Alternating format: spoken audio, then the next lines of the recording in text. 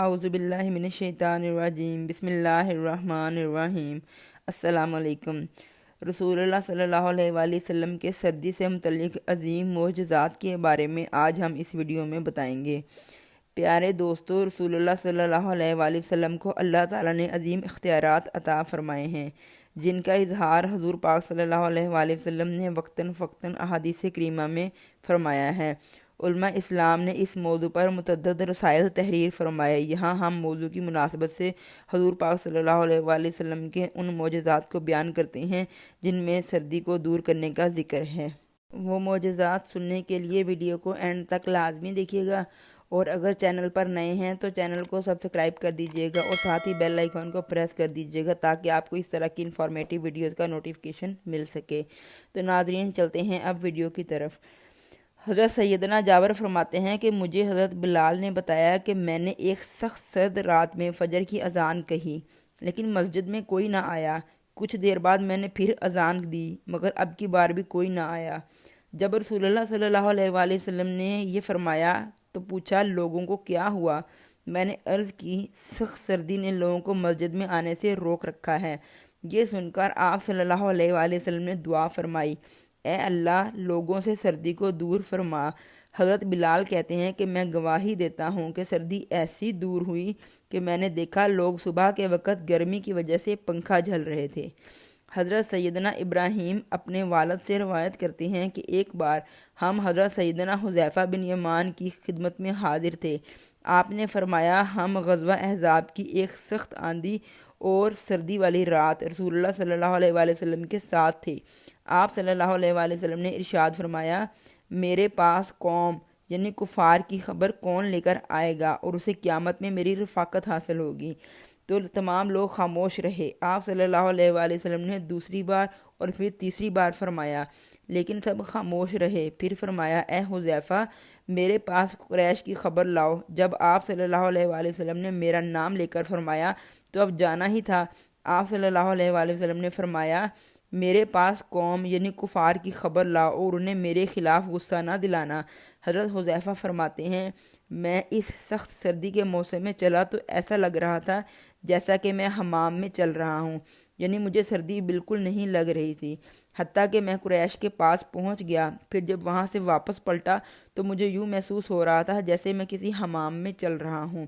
رسول اللہ صلی اللہ علیہ وآلہ وسلم کی بارگاہ میں حاضر ہوا اور ان کے حالات کی خبر دی۔ جب میں فارغ ہوا تو مجھے سردی لگنے لگی، پس حضور پاک صلی اللہ علیہ وآلہ وسلم نے اپنا زائد کمبل جسے اوڑھ کر آپ صلی اللہ علیہ وآلہ وسلم نماز ادا کرتے تھے مجھے اڑا دیا، تو میں صبح تک سویا رہا۔ صبح رسول اللہ صلی اللہ علیہ وآلہ وسلم نے مجھے فرمایا، اے بہت سونے والے، اب اٹھ جاؤ۔ عبد الرحمن بن ابو لیلہ بیان کرتے ہیں، حضرت ابو لیلہ رات کو حضرت علی کے ساتھ بیٹھ کر باتیں کیا کرتے تھے۔